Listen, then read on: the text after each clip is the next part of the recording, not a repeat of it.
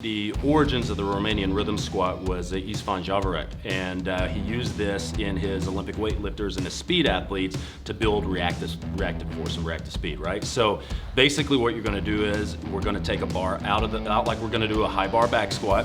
You do 10 quarter squats, then you do 10 quarter squats, but when you come up, you go into plantar flexion. So you actually come up on the balls of your toes. And typically we would do 10 and 10 of each of those, and we do 50 total reps. That's the way it was taught to me. Now there's other permeations as well, like if you're using it more for short speed and things like that, we would typically use the original protocol, which would be 4 quarter squats and then, or 3 quarter squats, and then the fourth would have the plantar flexion at the end. So that's if you're dealing with an athlete who needs better change of direction, rate of force development. If you need somebody who needs to be able to absorb and then push that force back into movement.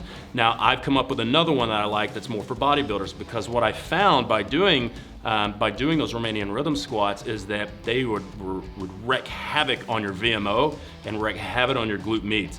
So I started thinking about this and how could I use that for something else, and it works fantastically well for physique training and for anybody who's looking to build those two areas.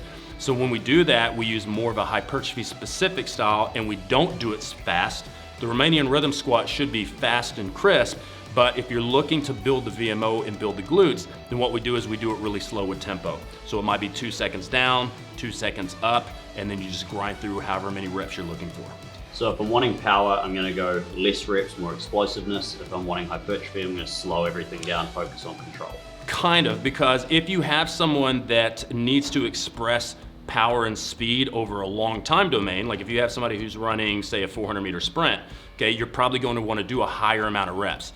If you have somebody that has to do it in a small time domain, like maybe it's a shot putter or maybe it's a high jumper or a long jumper, then you would shorten it down into like the 3 and then plantar flexion for 1 rep, and maybe do like 15 to 20 reps, something like that. Okay, now it's a squat. Am I gonna load it the same as I would a back squat? You're definitely not gonna load it like a squat. So typically you'd use less than 30% of your 1 rep max. Okay. For a deep squat. So, and that's the case, some people will load this up really high. If you're using it for the hypertrophy one, then you can actually load it high as long as you can get through the reps. But whenever you add speed to something, it gets dangerous really fast. And the whole point is to be crisp and snappy, absorb kinetic energy, and then push it back into the soft tissue. So definitely when you're using it for speed and you're using a fast motion, we want to make sure that it's a sub-maximal load, moved as fast as possible. Can I regress or progress? Not really on that one, no. I mean, some of the progressions or regressions, you might look at like a progression being plyometrics, like pure plyometrics, box jumps and depth drops and things like that. Or maybe just separating the movement out into separate components. You could, like you could do a phase of just doing the quarter squat. You could do just a phase of just doing a quarter squat within plantar flexion, and then when you feel comfortable with it, then you could add those back together. Perfect, yeah. Romanian rhythm squats.